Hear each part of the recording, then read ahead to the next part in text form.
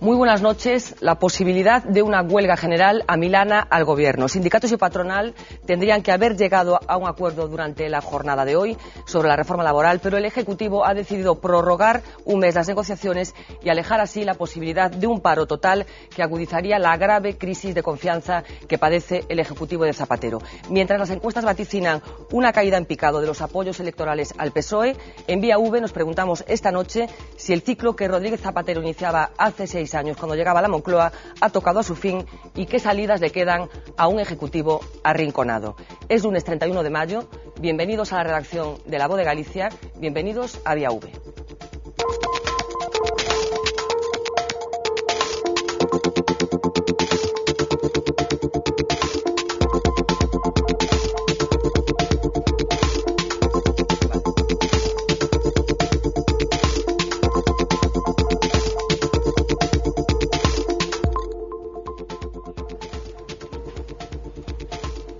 No habrá reforma del mercado laboral con carácter inmediato. El Gobierno ha decidido rebajar la tensión con los sindicatos, mientras las voces que reclaman un adelanto de las elecciones, incluso la dimisión del propio Rodríguez Zapatero, van en aumento. Nos acompañan esta noche en el plató de Vía V para detectar las aristas de la actualidad del día. Miguel Ángel Rodríguez, buenas noches. Buenas noches. Carlos Príncipe, buenas noches. Buenas noches y larga vida. Y larga vida. Buenas noches, Roberto Blanco Valdés. Hola, buenas noches. Bueno, Vía V es un programa en directo que hacemos todos los días de lunes a jueves aquí en V Televisión. Un programa en directo que queremos construir con todos ustedes. Tienen varios canales para participar en este programa, como decía, para ayudar a construirlo. El primer canal es a través de un SMS, enviando un mensaje al 25522, pero pueden utilizar también nuestra dirección de correo electrónico viav@vtelevisión.es y, si no, nuestro perfil de Facebook.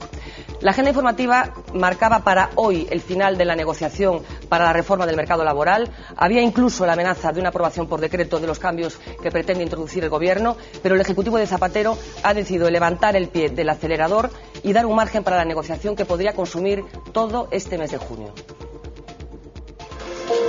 El Gobierno abre la mano y, frente a la imposición y la firmeza de la semana pasada, hoy la vicepresidenta económica reculaba.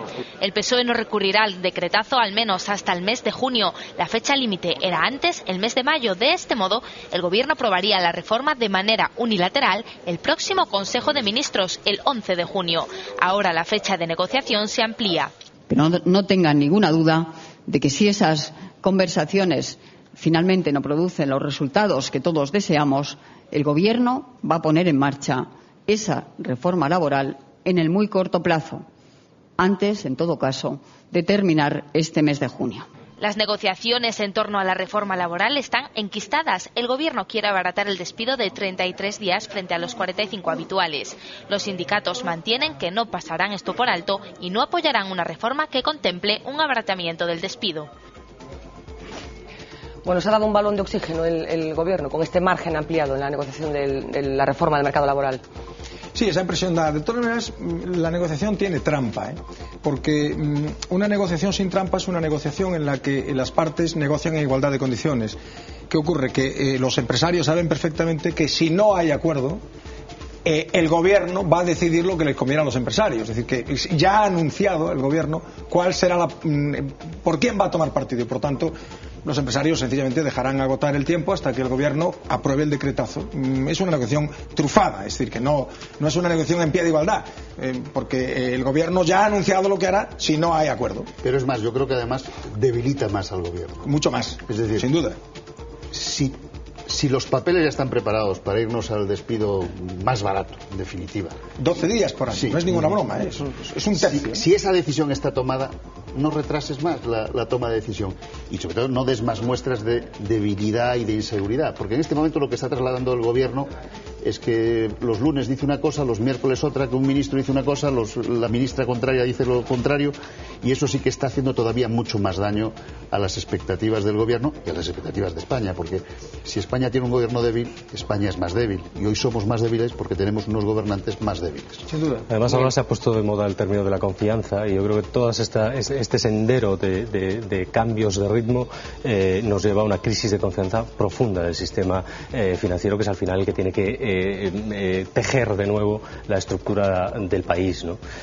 Hace días asistíamos a una marcha atrás espeluznante vía Boletín Oficial del Estado con el crédito de los ayuntamientos y solo 2 o 3 días después volvemos a plantear un escenario que cambia completamente con esa radicalidad que anunciaba el Gobierno para este decreto. Insisto, hay una crisis de confianza que está agravando el Gobierno con este tipo de decisiones. Hablabas, Roberto, de la posibilidad, perdona Carlos, de que se apruebe por decreto esa reforma laboral. Conllevaría una huelga general, los sindicatos lo han anunciado. ¿Está en condiciones de soportar una huelga general el Gobierno en estos momentos? Bueno, yo creo que el Gobierno está en una situación muy débil, sin apoyos parlamentarios, en caída libre en las encuestas, sin política. O sea, el principal motivo de debilidad yo creo que tiene que ver con que está sin política. No hay política, no hay nada discurso que ofrecer a la opinión pública, no hay discurso. O sea, todo el discurso en el que se basaba la política del Gobierno, que era nosotros somos los defensores de los intereses de los trabajadores, queremos que la solución de la crisis pase por mantener... Todo esto se ha ido al garete y, por tanto, una huelga general sería, digamos, gravísima, pero yo creo que sería gravísima incluso para el país, es decir, para la confianza de los inversores en el país. La situación es realmente muy preocupante y una huelga general no vendría a esto más que agravar la situación desde mi punto de vista. No, yo además creo que la huelga general no saldría. Yo creo que a lo mejor parte de la trufa, de la trampa que hay, es que yo creo que han hablado por debajo de la mesa y si retrasan la medida en julio no se va a reunir el Comité Confederal de la UGT y el Comité Confederal de Comisiones para llamar a la huelga general, con lo cual pasa el verano y en España sabemos cuando, incluso desde los tiempos de la dictadura sabemos que los veranos dulcifican los espíritus. Volvemos en septiembre, octubre y la gente está un poco más serena. Yo creo que ahí puede haber una decisión de temporalidad que el Gobierno lo hace para que los sindicatos no tengan que dar ese paso, para que a ver si la gente se olvida. Yo creo que esta es la razón fundamental. Es probable, sí, sí. Y conociendo lo hábiles que son, porque son hábiles en estas pequeñas menudencias, no tienen discurso político, pero son muy hábiles, es muy posible que lo hagan. La encrucijada no es pequeña para los sindicatos, está en una posición realmente difícil. Primero, por lo que apuntaba Roberto, se sabe de antemano cuál va a ser la decisión si no hay acuerdo, y después porque tienen una debilidad manifiesta en la mesa de negociación a la hora de tomar medidas si no sale lo que ellos quieren. Es un escenario muy complejo para ellos. Miguel Ángel, el otro día en Vigo, el 1 de mayo, había menos manifestantes que los liberados que tienen los sindicatos en nuestra ciudad. Es decir, los cargos sindicales, los que tienen horas sindicales, ni siquiera van todos a la no van ni siquiera. Y en Madrid, un aparato como Comisiones y UGT, que tienen más de 100.000 personas dedicadas a hacer política sindical, que me parece además muy bien.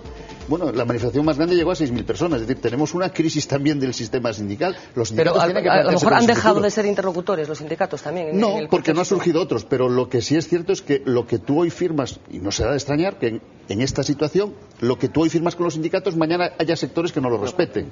Sí, de todas maneras, fijaros, yo creo que la cuestión fundamental tiene que ver con la credibilidad del Gobierno. Es decir, la cuestión fundamental es que un Gobierno que había basado todo su discurso en hacer la política justamente contraria de la que está haciendo es terrible, ¿no? Haya o no haya huelga general. Es decir, si hay huelga general, obviamente es peor para el Gobierno, yo creo que es peor para el país en términos generales, pero haya o no haya huelga general, lo cierto es que el Gobierno está obligado a hacer algo en lo que está obligado a hacer aquello que ha criticado permanentemente diciendo, si gobernase el PP haría esto que yo estoy haciendo ahora. Sí, este es el problema terrible, fundamental, ¿no? Este es el problema fundamental, que el partido, nosotros, el Partido Socialista, nos hemos quedado sin discurso. Es decir, el discurso del zapaterismo, en el buen sentido, no nos va a aguantar este final de legislatura. Y con el discurso del felipismo, que era el de la modernización, de un cierto reparto de la renta, pero pidiéndole sacrificios. Felipe tuvo 3 huelgas generales, no nos olvidemos, no le tembló la mano. Con ese discurso llegamos hasta el 96. Por eso digo, si no hay discurso es muy difícil que esto aguante. Sí, hablaba Roberto de ese cambio de discurso, de la relación que ha mantenido el Gobierno de Rodríguez Zapatero con los sindicatos. Nos hemos propuesto analizar un poco cómo ha ido evolucionando esa relación que hoy es muy mala entre el presidente del Gobierno, entre su Ejecutivo, entre su Gobierno y los miembros de los sindicatos.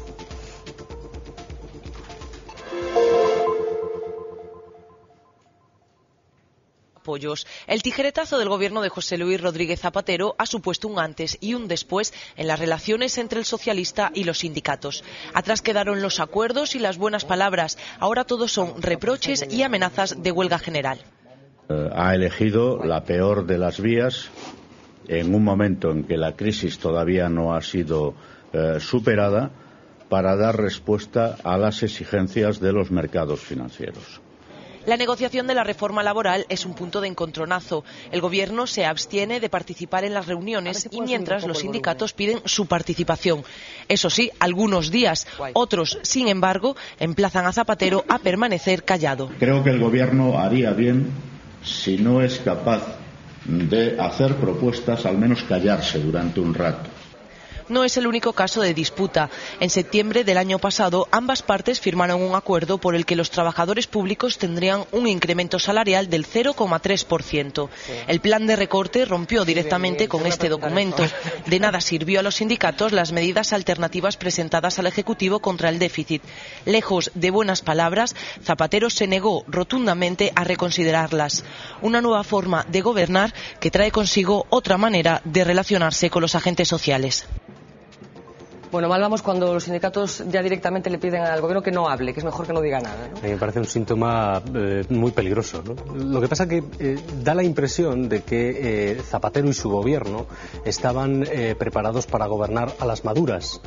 Y cuando vinieron las duras, les cogió con el pie cambiado y todavía hoy no saben cómo reaccionar. El problema es que las duras han llegado hace 2 años y pico. Primero han tardado mucho en reconocer que había cambiado el ciclo y que la crisis era profunda, y nos podemos retrotraer al debate de Manuel Pizarro y de Solbes, donde se pierde ese debate por parte de Manuel Pizarro porque decía que se avecinaba una crisis que estaba ahí a las puertas. Eso se negó. Solbes luego en el Gobierno, meses después, lo reconoce y le cuesta el puesto, y se va. Y siguen todavía sin reconocer la profundidad real de esa crisis. Es muy difícil afrontarla. Yo estoy completamente de acuerdo. Además es que a veces cuando decimos, ¿no?, el Gobierno ha reconocido tarde la crisis, da la sensación de que esto es una cuestión puramente académica. Es decir, que como lo ha reconocido... No, mire, no es una cuestión académica, es que como el Gobierno hizo una mala evaluación de la situación económica, el Gobierno se dedicó a hacer una política de gasto absolutamente disparatada, con la opinión en contra en gran medida del ministro de Economía, hoy lo sabemos, disparatada, que ha traído como consecuencia que el Gobierno tenga que adoptar medidas tan extraordinariamente duras en esta coyuntura. Ya no hablo del tema de los funcionarios para no parecer corporativo, como congelar la subida de las pensiones, es decir, congelar la subida del dinero que cobra una franja de la población que está en una situación realmente, porque se van a congelar pensiones que son de vergüenza, de escándalo en su cuantía. La de mi suegra de 900 euros. Bueno, o la de mi madre de 650 o 700. De esto es de lo que estamos hablando, porque cuando se dice es que no se van a congelar las no contributivas, bueno, oiga, de lo que estamos hablando es que se van a congelar pensiones de 650, 700, 750, 800, 900, de esto es de lo que estamos hablando. De personas que pueden vivir porque tienen el apoyo familiar, pues no, nadie podría vivir con esa pensión como es perfectamente evidente. Pero lo dramático es que se llega a esta situación y se toman estas medidas después de haber tomado otras que van en contra de la racionalidad política incluso del Partido Socialista, ¿no? Es decir, el cheque bebé, los 400 euros en contra de la racionalidad política de la socialdemocracia. Yo lo he criticado en las páginas de La Voz de Galicia. La política de la socialdemocracia no tiene nada que ver con el socialpopulismo que se dedicó a hacer el Gobierno con el dinero público. Con el dinero público. Hace nada estaban dando subvenciones para los electrodomésticos, para la línea blanca, para los coches. Hace nada. Meses, Eso, llevado al terreno de la medicina, es el Gobierno, yo como soy pediatra, le viene un niño, diagnostica mal al niño, el niño tiene de verdad una sepsis neumocócica, ellos dicen, tiene una amigdalitis, y empiezan a jugar. El miércoles vuelve el niño en la camilla con el padre y dice, bueno, esto yo creo que es una neumonía, y el viernes le dice que tiene una sepsis neumocócica. Normalmente, si eso yo lo hago, termino en el juzgado. El padre me lleva al juzgado y a lo mejor hasta me dice alguna cosa, ¿no? Sí. Pues eso hemos tenido unos... Pero era el Gobierno que había, porque esto no viene de ahora. ¿Por qué falla el Gobierno? Es porque no hay, detrás del radicalismo que defiende Zapatero, lo que hay es un proyecto político vacío. Eso del republicanismo, la teoría del republicanismo. Hay populismo, básicamente, pero yendo a este tema que planteaba Fernando de los sindicatos, ¿no? El Gobierno ha tenido la inmensa fortuna de tener unos sindicatos, unos líderes sindicales, no diré sindicatos porque sería injusto decir esto de los sindicatos, unos líderes sindicales, los dos líderes sindicales de los dos sindicatos mayoritarios, absolutamente domesticados, que solo han levantado la voz cuando ya han visto que la situación era tan absolutamente insostenible que no podían mantenerse en silencio, porque hubieran sido juzgados con una dureza extraordinaria. De hecho, es factible. Yo no había pensado en esa hipótesis, digamos, sí, conspirativa que tú planteas, Carlos. Porque estos conspiran, ¿eh? No, por eso digo, conociendo sus conspiraciones. Claro, conociendo al personal, es posible que incluso lo hayan pactado en el sentido de, bueno, vamos a acercarnos al final de junio y ya no hay huelga general y ya en septiembre volvemos con otra cosa, pero eso sí, en vez de 45 días esto por año trabajado, con 33 días por año trabajado, lo cual es un recorte de derechos extraordinario. Quizá es necesario, yo esto no lo sé porque no soy economista y no soy capaz de evaluar si es necesario o no, pero en todo caso es absolutamente contradictorio con todo lo que el gobierno ha dicho durante 6 años desde que está en el gobierno. Y esta es la crisis, es decir, el no haber dicho la verdad, el decir al estatuto: Pascual, mándame lo que quieras que ya te lo cocino yo, y al día siguiente decir: uy, qué duro es lo de estatuto. Esta falta de seguridad, gobernar siempre es exactamente igual, y yo por eso he estado siempre en la otra posición del partido, en la de somos un partido socialdemócrata, somos un partido de reformas, no hacemos revoluciones porque ya no hay revoluciones que hacer y lo que hay que hacer es repartir lo que hay. Y en el tema de la crisis no se pueden ir las rentas altas gratis. A mí no me parece justo. Me parece mucho más razonable lo que está haciendo ahora el gobierno catalán, ¿no? Que quiere, en su tramo del IRPF va a gravar por encima de 100.000 euros, va a aumentar el impuesto de transmisiones patrimoniales de 7 al 8%. Me parece que algún gesto también deberíamos pedir al señor presidente y al Consejo de Ministros de que antes de marcharnos de vacaciones diera un poquito de socialdemocracia hacia las rentas altas. No, están en eso, están en el socialpopulismo, que es otra cosa. Bueno, seguimos en directo en Vía V. Hablábamos al principio de este programa de ese aplazamiento, por lo menos durante unas semanas, del supuesto acuerdo en caso de que llegue para la reforma del mercado laboral. Hemos decidido salir a la calle, sacar las cámaras de Vía V hasta la universidad para que un experto nos cuente cuáles son las debilidades del mercado laboral español. ¿La reforma laboral puede servir para disminuir la tasa de paro? Que del mismo modo que se pasó de un 7 a un 20%, no se puede pretender pasar de un 20 a un 7% tocando exclusivamente la normativa laboral. Aquí lo que hay que hacer es una reforma estructural amplia y profunda, no solo en el ámbito laboral, sino en el ámbito económico, en el ámbito educativo, en el ámbito de la seguridad social. Es decir, tenemos que conseguir reestructurar nuestro sistema financiero. ¿Podría España importar algún modelo europeo? Holanda hay que tener en cuenta que es un país que tiene un 5% de desempleo. ¿Nosotros qué pretendemos? No, vamos a mirar países que tienen un 5%, un 7% de desempleo y como lo hacen muy bien, nosotros vamos a importarlo y vamos a hacer aquí lo mismo y vamos a reducir de un 20 a un 5%. No, miren señores, esa no es la solución.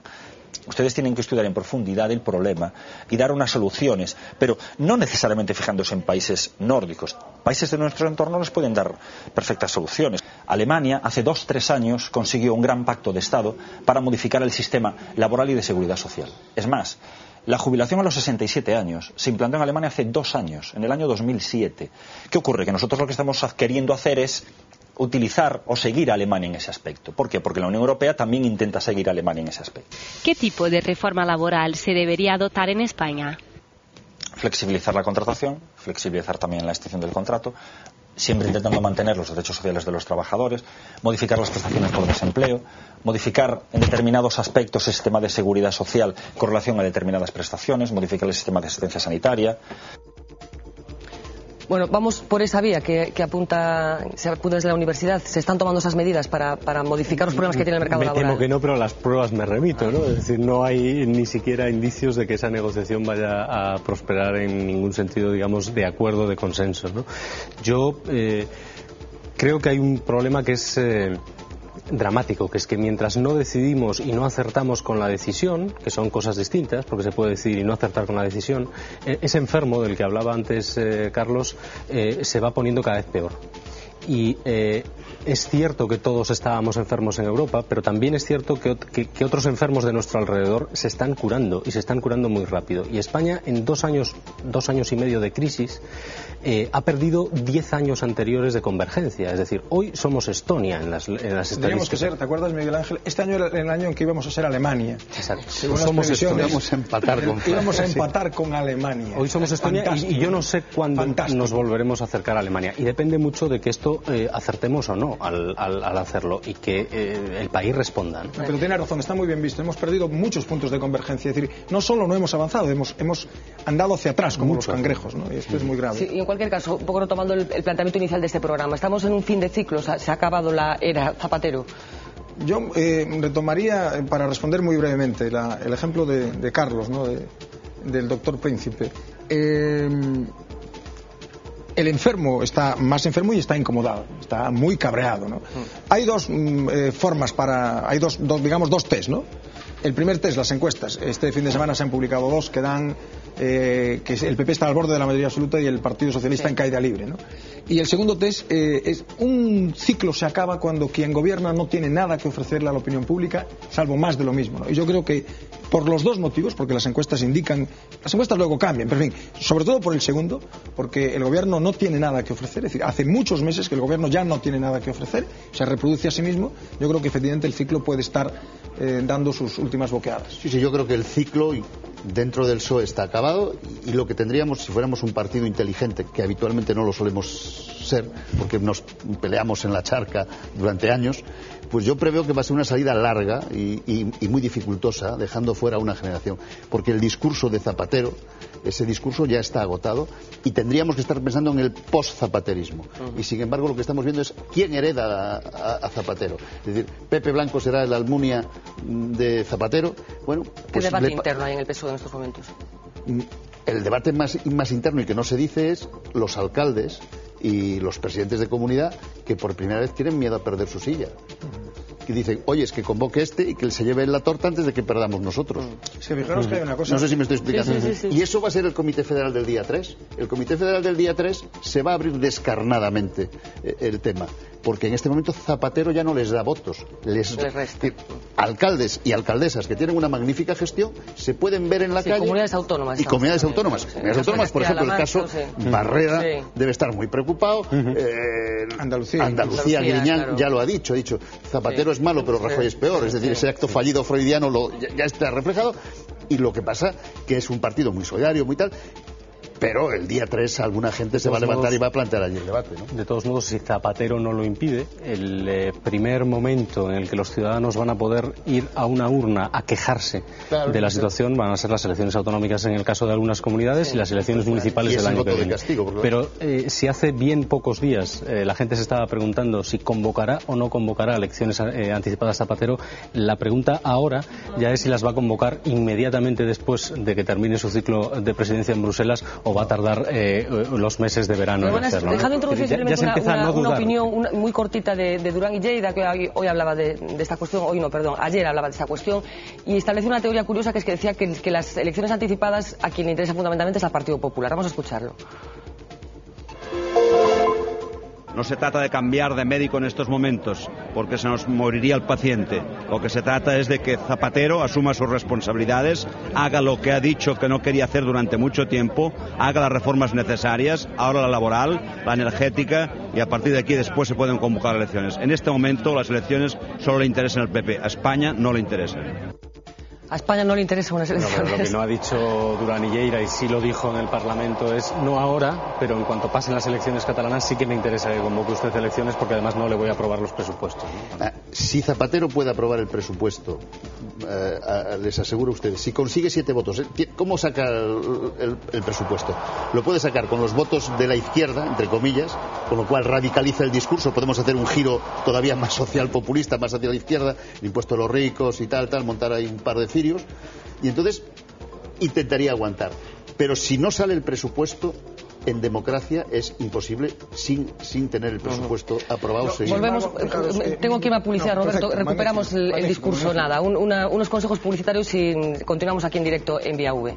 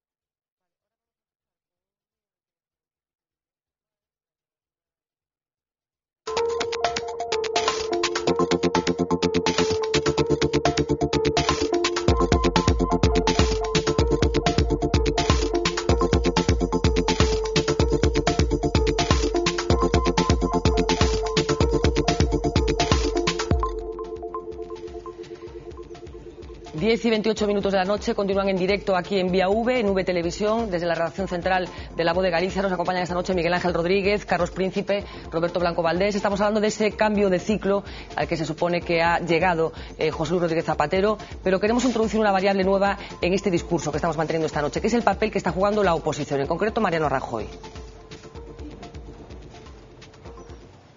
Si Zapatero se la juega en estos momentos de crisis, el líder de la oposición también. La figura de Mariano Rajoy flaquea ante una situación a la que hasta el momento no ha sabido o no ha querido dar respuestas.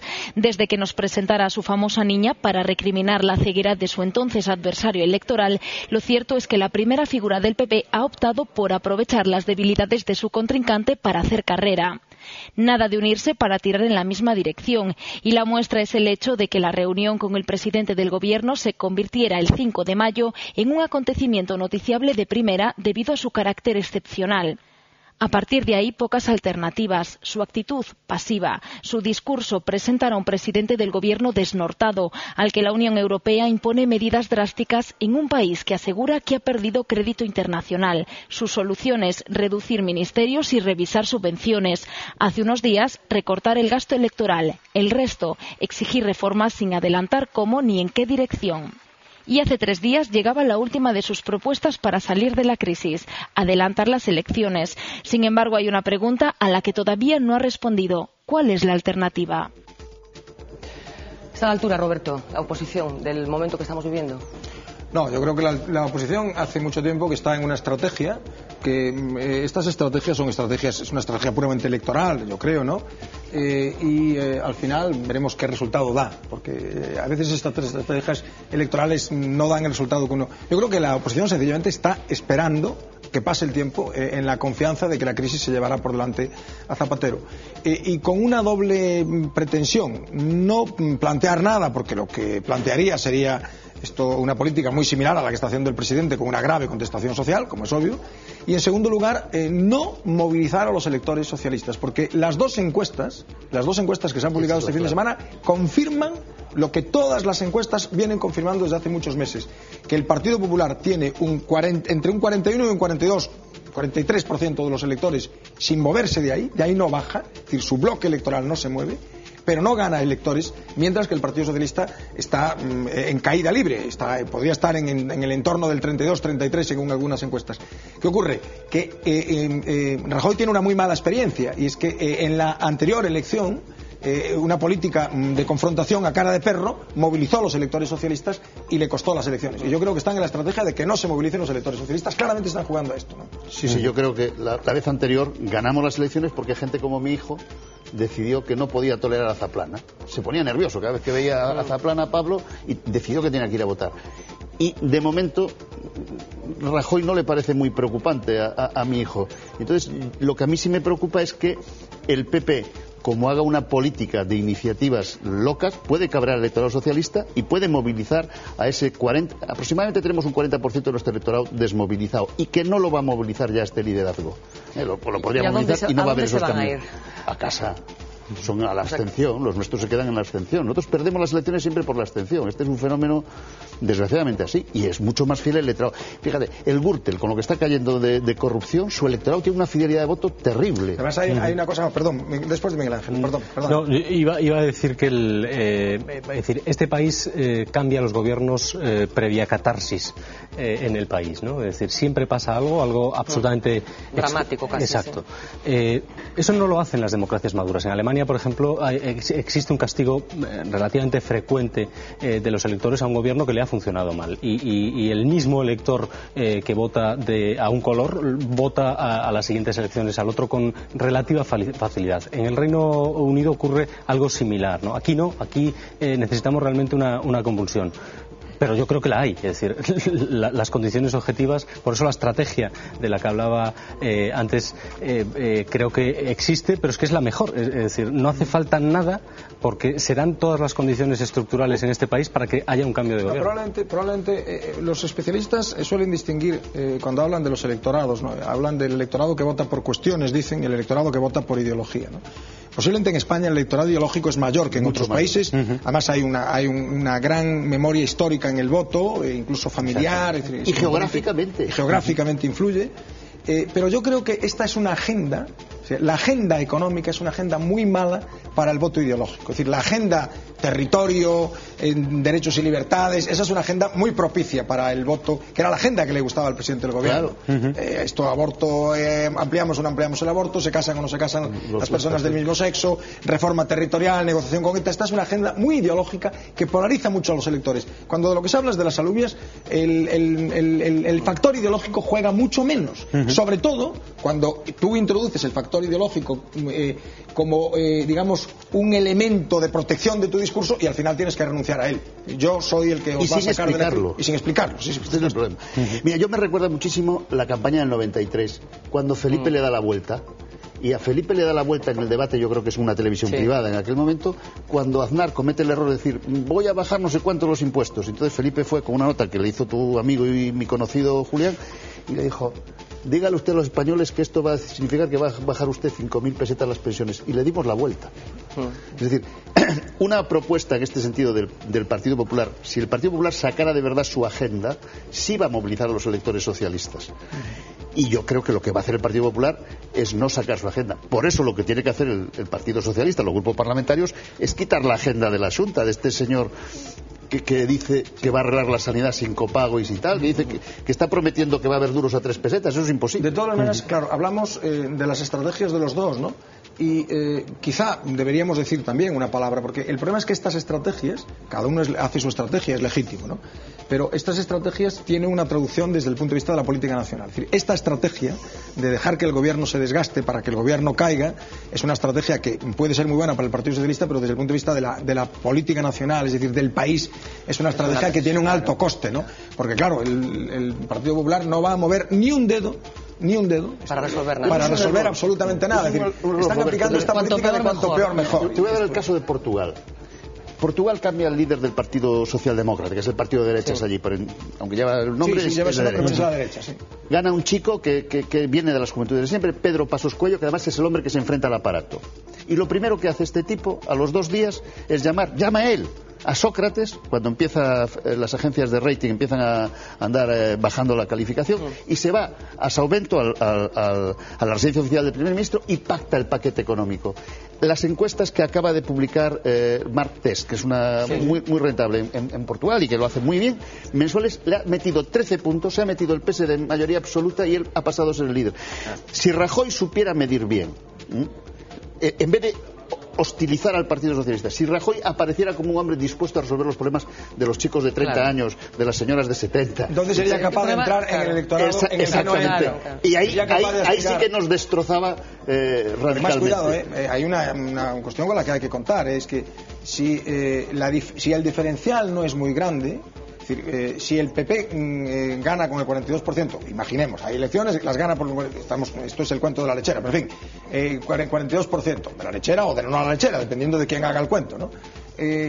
Si la diferencia no es muy grande, aunque es cierto que el PP amplifica siempre su ventaja en términos la distribución territorial le favorece mucho, igual que a los laboristas exactamente, igual que a los laboristas en Inglaterra, es cierto que podremos tener un nuevo gobierno débil y yo creo que eso es lo peor. Gane quien gane en España, se necesita un gobierno con capacidad de gobernar, de tomar decisiones, de no estar pendiente de cada votación. El gobierno lleva 6 años pendiente de cada votación en el Congreso. Yo lo digo porque he tenido amistad personal con personas que han estado en el gobierno. Cada votación ha sido, no los términos dramáticos de la convalidación del Real Decreto del lunes pasado, pero ha sido un susto para el gobierno. Así no se puede gobernar. Esto es, sobre todo cuando la situación económica es muy mala, ¿no? Yo creo que el Partido Socialista tenía que hacer el discurso del gobierno de concentración. Y de hecho, dentro del Partido Socialista hay gente que venimos diciendo desde hace algún tiempo que había que haber ofrecido ya al PP entrar en el gobierno, y tenemos que decir que si el PP no tiene mayoría absoluta, el Partido Socialista debe sacrificarse y hacer la nueva reforma de la economía española. Necesita el concurso de las 2 grandes fuerzas políticas, como hicimos en Alemania, aunque eso signifique electoralmente, pero el Partido Socialista es el partido de la responsabilidad histórica. Perdona, Miguel. Sí, no, vamos, es decir, yo creo que no estamos maduros para un gobierno de concentración. Obviamente sería un brindis político importante, pero yo creo que al sol. Es decir, a mí me da la impresión de que el Partido Popular está siguiendo una estrategia absolutamente premeditada. Dudo mucho que no haya calibrado todo esto de lo que hablamos y que no haya tomado la determinación de no moverse. Cuando en el Parlamento ha hecho propuestas propuestas, que es cierto que ha hecho pocas, pero algunas ha hecho, han sido utilizadas sistemáticamente en su contra y les han hecho daño también.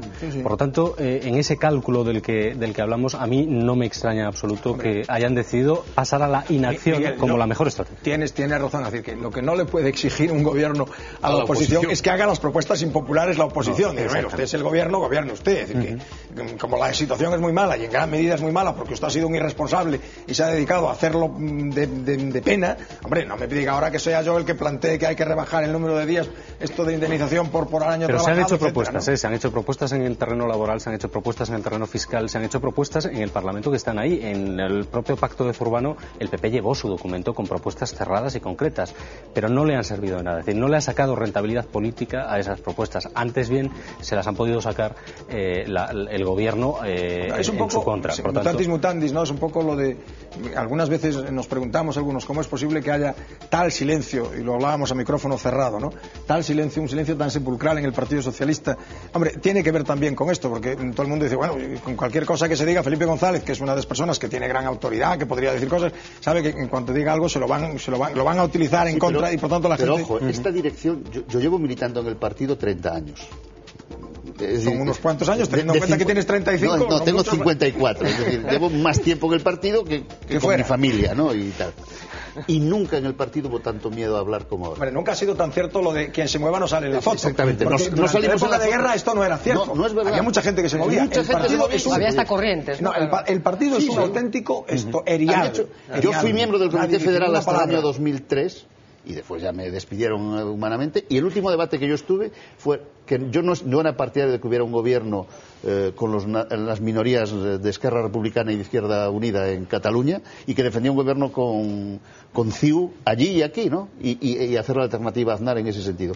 Yo no creo que haya habido otro debate de ese calibre. El giro más importante, que es un giro histórico, desde el punto de vista estratégico que ha hecho el Partido Socialista, es el giro hacia el nacionalismo. Y ese es un giro que hasta donde yo sé, no se ha discutido para nada en el interior del Partido Socialista. Y ese es un giro histórico porque condiciona toda la política del Partido Socialista. El estatuto marcó toda la primera Por eso agenda, digo, ¿no? toda la primera legislatura. Bueno, 20 minutos para las 11 de la noche, continúan en directo en Vía V. Al golpe de titulares preocupantes, los políticos han empezado a hacer gestos de contención que les afecta a su estatus de forma directa para tratar de calmar a una opinión pública que está enfadada y que además los ha convertido en el tercer problema que tiene este país, que tiene España. A pesar de estos gestos, la estructura que sustenta el poder está todavía muy lejos de la austeridad que aconsejarían los tiempos que vivimos. Austeridad fue el principio que aupó a Feijóo a la Xunta, pero tras más de un año en el gobierno hay que preguntarse si la administración es tan sobria como la pintan. Hagamos balance. Actualmente las instituciones gallegas tienen a su disposición casi 1.100 coches oficiales. De estos, el 94,5% están directamente controlados por la Xunta. Sobre la posibilidad de efectuar algún recorte drástico en este campo, desde el Ejecutivo contestan que no, que estos ajustes ya se realizaron hace meses. Los ayuntamientos y las diputaciones tampoco escatiman gastos. Las 7 ciudades y los 4 gobiernos provinciales cuentan con 212 asesores y cargos de confianza que cuestan al año 7 millones de euros. 200 asesores que teñen os concellos bipartitos e as diputacións bispartitas nos sobran a metade. E a metade os vamos a reducir en canto cheguemos ao goberno. Pero donde la austeridad brilla por su ausencia es en el plus de los altos cargos, una paga extra que aprobaron los 3 grupos políticos en el 2007 y que perciben casi 200 personas. Las 20.000 firmas que presentó la CIGA contra esta medida no truncaron el blindaje impuesto por populares y socialistas. Bueno, son conscientes los políticos del malestar que hay en la calle. O sea, según los ciudadanos, el tercer problema de España son los políticos. ¿Son conscientes? Hombre, más les vale, ¿no? Que empiecen a darse cuenta de que eso es realmente lo que piensan los ciudadanos, ¿no? Y yo creo que estos dispendios de la administración y tal son un fiel reflejo de cómo vivía esta sociedad hace no tantos años, ¿no? Muy por encima de sus posibilidades. De nuevos ricos. Sí, yo muchas veces he comentado, perdona Miguel, que no. No, decía que es un fiel reflejo de eso, y yo creo que la sociedad ahora, primero, se ha dado cuenta a bofetadas de que no puede seguir viviendo así, y le molesta doblemente que en la clase política todavía sigan viviendo así y no hagan esa austeridad obligada y obligatoria en las familias, porque no queda más remedio, porque no hay dinero, porque estás en paro y porque este país produce cada vez menos, ¿no? Entonces esto es intolerable, claro que es intolerable. La Voz está publicando una serie de reportajes magníficos, ¿no? En donde se está informando de... El primer reportaje fue sobre coches, 1015 o 1020 coches, y yo lo pensaba, ¿no? Porque lo comentaré muy brevemente. Yo había hecho un artículo en mi columna de La Voz y había puesto miles de coches oficiales, y cuando lo puse me dije, a ver si se me ha ido la mano, y en realidad son 2 o 3 mil, y 2 o 3 mil no son miles, claro. Cuando ya vi el dato de 1000 coches en Galicia, no es difícil deducir que en España estamos hablando de 20.000 o 20 y tantos mil coches oficiales, porque claro, nuestra comunidad tiene 2.800.000 habitantes, pero Andalucía tiene 8 millones, Cataluña, Madrid, en fin, estamos hablando probablemente de 20 y tantos mil coches oficiales. Esto es un disparate, porque, y yo lo he comentado alguna vez, para darle inmediatamente la palabra a Carlos, ¿no? Yo lo he comentado en alguna ocasión, el problema de la clase política no es solo, porque ese es un problema más pequeño, el problema de la corrupción, es un problema gravísimo, ocurre en todos los sitios, ¿no? Hay un problema que tiene que ver con un modelo de Estado muy descentralizado, donde hay muchas administraciones y donde se ha instalado un nivel de dispendio absolutamente disparatado. O sea, es disparatado que los directores generales de la Comunidad Autónoma de Galicia todos tengan coche. Es un disparate que no tiene ninguna justificación. Es un disparate que haya asesores en todos los sitios. Tenía razón el presidente, no sé si lo ha hecho o no, pero tenía razón. Es decir, que de 200 sobran la mitad. ¿Pero por qué razón un alcalde tiene que tener asesores? Un alcalde lo que tiene que tener es los funcionarios que ya los tiene, la administración que ya tiene. Puedes tener un jefe de gabinete, en fin, pero funcionarios y que después tienen muchos servicios externalizados también. Bueno, muchísimos servicios. Y yo creo que esto, en una coyuntura de crisis, claro, se dispara, porque cuando tú le estás exigiendo a la sociedad esfuerzos muy notables, cuando le estás rebajando el salario a 3 millones de personas, congelándole la pensión a 6 o 7 millones, hombre, el dispendio resulta escandaloso, ¿no? Y es un dispendio estructural, que tiene que ver con la estructura territorial del país, en gran medida. Sí, yo creo que el poder tiene su liturgia, ¿no? Y parece que no mandas si no tienes una persona de... Todo es liturgia. Bueno, en Gran Bretaña se han quitado los coches si no tienes un coche oficial y no tienes alguien en quien mandar que es de confianza, ya no mandas. No es verdad, se puede mandar mucho sin eso. Cuando yo me marché de la alcaldía en el 95 teníamos un solo coche oficial. Claro, ha ido a más. Y teníamos un coche oficial. ¿Tenías un coche oficial? Un coche solo. Claro. Y además no lo pagábamos, porque... fue en el 93, nos cogió la crisis y yo llamé a los de Citroën, llamé a los de Citroën, pero no, porque yo fui vicealcalde y no me puse coche oficial. Yo después goberné con Pérez Castrillo, muy dolorosamente, pero goberné. Yo no me puse coche oficial, no me lo puse. No sé si me estoy explicando. Sí. Ni me puse despacho. Pero fijaros, mil de todos modos es que se divide por la población activa. Es una cosa absolutamente impresionante. A ver, por ejemplo, cosas que se pueden hacer rápidamente y que sería un gesto. Que los fondos de pensiones de las Cortes, que están con dinero, están haciendo fondos de pensiones privados, se supriman. Por ejemplo, cosas que en mi época no había. Hasta el año 2003 el Partido Socialista nos oponíamos en este debate con la derecha de que hubiera un fondo de pensiones del Congreso de los Diputados o del Senado con dinero público para que nos pusieran los 8.000. Decía Fernanda, el club de los altos cargos es una vergüenza. Y tenía razón la Yo no lo cobro, aviso claramente que no lo cobro. Vergüenza, es una pura canonjía corporativa que no tiene ninguna justificación. Es un escándalo. En cualquier caso, yo no sé si os parece... con eso no arreglas la crisis, pero das lecciones de moralidad. Pero de todas maneras, fíjate, y haces pedagogía. Pero yo estoy convencido que con todo eso, todos sumados, son muchos miles de millones de seguro. Muchos miles de Pero yo tengo la impresión de que, es decir, siendo esto obsceno, que lo es, y encendiendo luces de alerta que debemos apagar entre todos, y los políticos tienen la responsabilidad en primer lugar de apagarlas, yo creo que esto lo que da pie es a pensar en realidad en el modelo de administración del que nos hemos dotado y que probablemente fue un acierto en el momento en el que lo hicimos, pero que hoy ya somos más que adolescentes en nuestra democracia, por lo tanto ya es momento de pararse, de reflexionar, de hablar y de contener el gasto donde realmente se puede contener. Es que aquí hay un debate de fondo, tienes toda la razón, Miguel, y lo apuntas muy bien, ¿no? Que no hemos podido hacer porque el debate se trufa inmediatamente de cuestiones identitarias y entonces se pervierte absolutamente el debate, que es el debate de la eficacia. Mire, tenemos 17 administraciones autonómicas 8.000 municipios, de los cuales probablemente sobran más de la mitad. Inglaterra hizo su reforma municipal hace años. Claro, es una cosa que no tiene ninguna justificación. Pero es ahí donde está el gasto. Este es un debate que habría que plantear, no en términos de identidades, mire, en términos de estructura, de cuál es la estructura administrativa más eficiente, más barata. Esto es un debate que es absolutamente indispensable. Pero se está introduciendo ese debate de forma seria. No.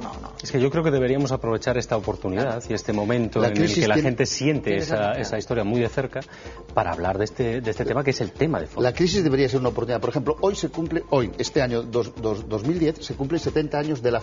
Vigo son 3 ayuntamientos. Sí. El Ayuntamiento Obrero, Lavadores, el Ayuntamiento Marinero, que es Bouzas, y Vigo, que era el cogollito, el urbano, donde estaba la... Que era más pequeño, además. El más pequeño. Y en el año 40, el 23 de diciembre del 40, se termina de fusionar con Lavadores, que era el territorio. Y no pasó nada, ¿no? Y no pasó nada. Pero fijaros, no pasó nada. Por si nuestros espectadores no retienen el dato. En Galicia había, yo recuerdo perfectamente la cifra, porque hice un par de libros sobre temas electorales y recuerdo el número de municipios, cuando inició el proceso democrático, 312 ayuntamientos. Ahora hay 315. O sea, metimos a Illa. Claro, metimos a Illa, metimos esto... Dos más, 3 más, no recuerdo ahora cuáles. Sí, el de la Illa, que fue el más conflictivo, y en fin. Pero es impresionante porque tenemos miles, o sea, en Galicia docenas de ayuntamientos con no pueden pagar la nómina. 1.000, 2.000, es una cosa que... Yo vivo los fines de semana en Mondariz Balneario. Bueno, Mondariz Balneario es el más pequeño. Es el más pequeño. 390 y tantos. Bueno, pero como Mondariz Balneario hay más ejemplos. No solo no estamos hablando de eso, y Touriño hizo un intento, por lo menos habló en su legislatura de hacer algún tipo de corrección y tal, que luego nunca hizo. Pero no solo no estamos hablando de eso, sino que de lo que estamos hablando es de crear estructuras nuevas, como las áreas metropolitanas, que vamos a ver cómo se encajan en ese modelo de gasto, de estaría ordenación. Muy bien crear estructuras metropolitanas y dices, en vez de tener 315 municipios, vamos a tener 100. Claro, pero no se está hablando. Y vamos a hacer esto de las... Yo no soy economista, pero los economistas han inventado hace mucho tiempo eso que se llama las economías de escala. Es que resulta mucho mejor tener un secretario de ayuntamiento, un depositario. Aparte que incluso hay un tamaño por debajo del cual es muy difícil administrar. No puedes dar servicios. No hay manera de dar servicios. Tú no puedes dar servicios a un ayuntamiento que tiene 1.200 habitantes. No se pueden dar servicios. Tienes que tener una masa crítica. O tienes que ser el país más rico del mundo. No, eso es imposible. Bueno, ¿os apetece subirnos a un coche oficial ahora mismo? Magnífico. Bueno, pues vamos a subirnos. ¿Por qué no? Pues ya lo has acabado. Bueno, pues vamos a subirnos a un coche oficial de una persona muy particular, el presidente de la Diputación de Ourense. Nos abrió la puerta del coche y subimos, y esto es lo que nos encontramos. Nuestra vida cotidiana está llena de imágenes como esta. Complicaciones, momentos de suerte y algún que otro suplicio. Pero nuestra vida nunca sería así si nos moviéramos en un coche oficial. Para comprobar que hay de cierto en la rumorología que acompaña al coche oficial, Vía V se sube hoy a uno muy especial, el del presidente de la Diputación de Ourense, José Luis Baltar. ¡Vámonos! El presidente de la Diputación enseguida nos aclara lo que hay de verdad sobre el rumor del maletero despensa. Eso eran tempos. Ahora desde que son diabético poden ir cousas para os netos, regalos para os netos ou eso, pero chourizos, xamón e cousas desas agora xa non porque non os podo comer. Al margen de las anécdotas, José Luis Baltar defiende el uso de este vehículo como herramienta de trabajo. En su caso lo emplea para viajes oficiales de la Diputación y para trasladarse del despacho a su domicilio, ya que de ir andando asegura que jamás llegaría ni a un sitio ni al otro por la cantidad de gente que lo para. Además asegura que gracias al coche ahorra en dietas y alojamientos porque jamás duerme fuera de casa. Veño a hora que sea, vou a hora que sea, co tempo xusto, porque eu, como na miña casa, en ningún sitio. Después de haber recorrido toda España en coche, este se convierte en un segundo despacho. Nestes viaxes cortos, nos viaxes e empleo sobre todo para chamadas e tamén para ir vendo algunhas cousas. Pero el de hoy fue un día tranquilo. Bueno, pues este era el coche oficial del presidente de la Diputación. Hablamos de esos más de 1.000 coches oficiales, que además del número habría que hablar también del uso que se le da muchas veces a los coches por oficiales. Por ejemplo, hoy un periódico publica la noticia de que creo que el alcalde de Sevilla se fue a un partido a Sevilla en avión y mandó a su coche, mandó a su chofer para tener un coche en Barcelona, que creo que donde se celebraba el partido, en donde, como todo el mundo sabe, hay taxis y además son fáciles de distinguir porque son negros y amarillos y por tanto es fácil encontrar un taxi en Barcelona. No hay ningún problema, es fácil. Es decir, uno hace así, levanta la mano, se para el taxi, le paga el taxi y luego le pasa la dieta al ayuntamiento, le pasa el gasto al ayuntamiento. Pero no, se llevó su taxi. Es una vergüenza, es un escándalo, es una cosa... Quedan 2 minutos de programa nada más. Me gustaría una última reflexión de cada uno, Cortiña. Una anécdota. Yo vi hacer eso a Julio Anguita en unas jornadas sobre la paz de los ayuntamientos españoles cuando nació mi último hijo en el año 84 y fuimos a cenar, salimos de cenar y estaba el chofer de aquella, él llevaba un Ford Granada y me quedé alucinado, dije, bueno... Una última reflexión para terminar, Miguel. No, yo creo, hombre, es decir, sin frivolidad, yo creo que los coches oficiales son necesarios en su justa medida y yo creo que ese es el término a aplicar, ¿no? La justa medida, ¿no? Y aludo a una expresión que dijo antes Carlos que me parece apropiadísima, que es que la crisis debe ser una oportunidad. Somos los encargados de convertir las crisis en oportunidades y de ahí es de donde van a hacer algo positivo, si es que es posible que haga algo positivo de aquí. Siempre hemos salido de las crisis, por lo tanto yo soy optimista. Mi duda es cuánto tiempo vamos a tardar y cómo se van a comportar nuestros vecinos en ese tiempo. Muy bien, pues un último apunte y nos despedimos. Nada, compartir el optimismo de Miguel, aun siendo consciente de que la situación es muy complicada y hemos de hacer un esfuerzo. Yo creo que un esfuerzo de sentido común. Este país necesita un esfuerzo de sentido común porque lleva mucho tiempo sin sentido común, ¿no? Pero saldremos adelante, seguro. Sin duda. Bueno, pues nos quedamos con ese mensaje de optimismo. Hasta aquí llegó el carril de Vía V por hoy. Regresamos mañana a partir de las 10 de la noche en directo aquí desde la redacción central de La Voz de Galizas. Tienen una cita con todos nosotros, ya lo saben. Mientras tanto, sean felices. Les dejamos con los titulares de lo que será noticia mañana.